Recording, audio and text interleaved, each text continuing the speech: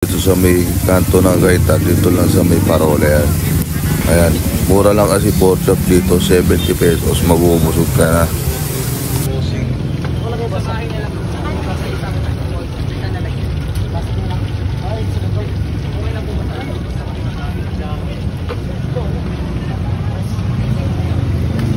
Pala yung number nila pag pumila ka, Queen.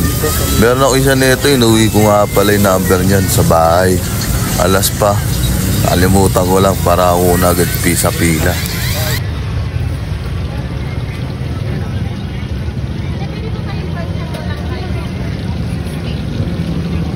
Ayan guys, so dito ako sa Ayan. Tayo naman.